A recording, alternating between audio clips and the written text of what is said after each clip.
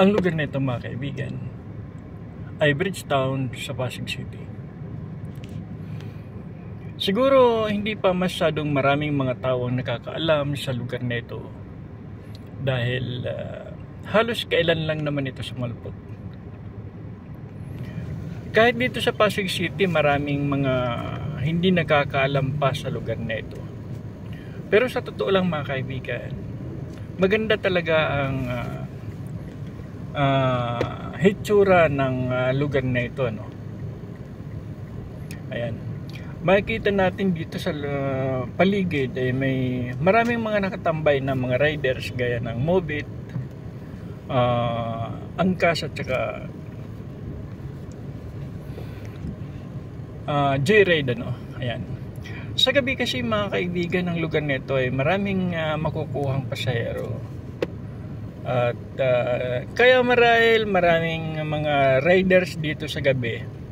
Dahil marami din naman mga riders na mas gusto nilang magpasada sa gabi kasi hindi mainit. At isa ito sa mga pinagkukunan nila ng mga pasahero dahil talagang maraming pasahero dito. Ayan mga kaibigan, ang ganda ng mga gusali dito at ang disenyo, ang disenyo ng mga pananim, gusali, kalsada, napakaganda talaga, plus yung mga ilaw, no? Ayan. Dito mga kaibigan sa lugar nito, meron itong tatlong entry exit. Yung isa nandoon sa may Amang Rodriguez Sr., E. Rodriguez Sr. Tapos yung isa ay sa C5, samantalang sa C5 nga pala dalawa ang entry exit sa C5. Pagkatapos mayroon pang isa sa may Ortigas, sabi nyo. Ang lugar nito mga kaibigan, malapit din lang ito sa Mega Mall, Mega Mall, pero malayo kung lalakarin, pero hindi siya masyadong malayo kung sasakayin ng jeep o di kaya mag-aangkas, Grab o kung ano man, taxi. Ayan. Ito bagong sulpot lang itong, hindi naman bagong sulpot, nung nakaraang taon nandito na ito kaya lang itong parting itong dinadaan nakikita natin mga kaibigan, ngayong taon lang yata ito sumulpot, nag-operate kasi ang ganda talaga niya. Ayan, bago lang ito, mailaw, mailaw siya, tsaka ang ganda ng kalsada. Makikita natin hindi pa masyadong maraming mga sasakyan, mga tao talaga sa lugar nito. Sabagay mga kaibigan, ngayon kakaiba na ang mulling ngayon. Makikita mo sa labas parang kukunti lang ang tao. Pero pagka pumasok ka sa loob, medyo marami namang mga tao kasi iba ngayon nahihilig na ang mga tao sa pagsakay ng Grab, Angkas, pagkatapos i-drop off lang doon sa loading area, doon sa may drop off area. Yung iba naman nagkokotse, pumapasok sa parking. Kaya kung minsan kalimitan wala ng tao, sa kukunti lang ang taong makikita natin sa labas. Ito mga kaibigan, ayan, para bang may kalansay, yung kalansay ng ahas, ayan, ang paligid. Ang ganda ng kalsada rito mga kaibigan, nakakabighani ako. Ilang beses ko na itong nakita, pero talagang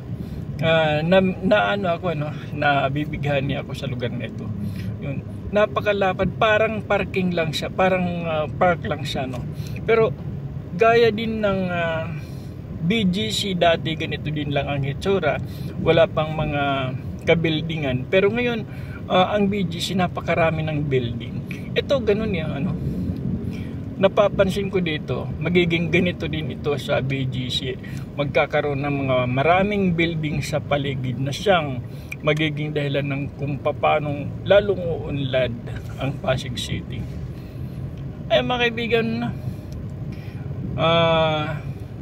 bumalik ako at papakita natin ang ibang parte dito. Yan. Maganda talaga ang lugar nito mga kaibigan, malapad. Isa sa mga mall dyan, ang Opus Mall yata yun, kumain kami dyan ng mga anak ko at napakaganda talaga sa paligid, ano, ang lugar niyan. Malamig. Ayan, ang ganda ng tulay na to. Para bang siya nga pala mga kaibigan, please naman kung hindi ka pa nakasubscribe sa akin, pasubscribe naman. Yung po siyang sorry yung po siyang inaasahan namin mga nag-YouTube, yung subscribe, no, yung subscribe at saka like. Yan.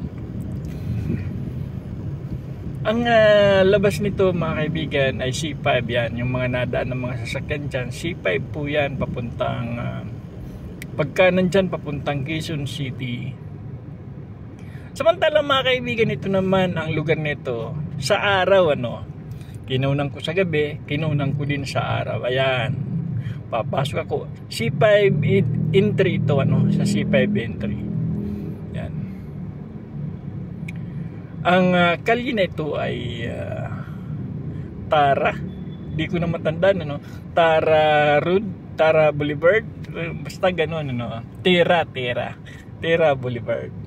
Yan, ang ganda ng lugar, ang ganda ng kalsada, ang ganda ng paligid, ang ganda ng disenyo ng mga building, mga halaman. Magkakapag-selfie ka talaga dito at makakakuha ka ng mga gandang video kung mahilig ka sa ganun, ano. Yan. Ito naman mga kaibigan, pagka dumiretso dyan, entry-exit naman yan ng Ortigas Avenue. Ayan. Ang daming mga riders dito kasi ang dami nagpapahatid dito at saka dito na rin sila, kadalasan dito nila sinusundo ay yung mga nagbo-booking sa kanila. Ay mga kaibigan, ano,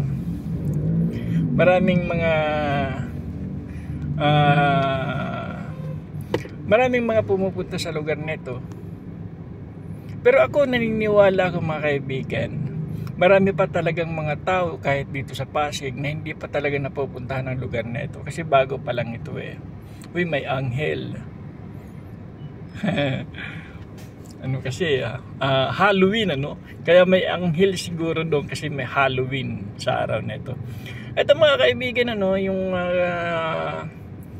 papunta ulit doon yung dinaanan natin kanina na building, no, building. Ang alam ko, bawal yung may building sa taas kapag kakalsada, ano. Siguro sa kanila talaga ito, ano. Sa kanila, yung building na yan, yun ang may-ari ng lugar na ito. Yan. Ayan, nakikita ninyo yan. Marami pa talagang mga tinatayo mga building dito sa lugar na ito. Ayan. Pagka itong lugar na ito, pagka na-establish na lahat ang mga gustong itayo sa lugar na ito, lalong yayaman ang Pasig City. At malaking tulong ito sa buong Pilipinas, ano. Kasi ang pagyaman sa isang lugar ay kayamanan din ng buong bansa. Diyan tayo kumukuha ng tax, maraming trabaho. Pagka maraming trabaho, nabubuhay ang transportation, palengke, mga tindahan, mga restaurant, mga beach, mga kung ano-ano nabubuhay dahil sa dami ng trabaho. Ay mga kaibigan, napakalapad, ano. Para lang siyang park, no? Kasi wala pang gaanong mga building sa parting ito. Ang dulo nito mga kaibigan, yun naman ang exit entry ng Amang Rodriguez Senior, ano. Yan, papuntang Manggahan ang palabas na yan, papuntang Kanyugan, Pasig, no. Yan, mga ganun. Ganda ng lugar nito. Tingin ko dito mga kaibigan, no, balang araw, ilang taon lang, magiging halos ganito na ang halos magiging gaya sila ng BGC. Alam naman natin BGC mga kaibigan, yun talaga ang pinagmulan kung bakit napakayaman ng Taguig ngayon, ano. Yan, ang BGC. At hanggang dito na lang mga kaibigan. Bye-bye.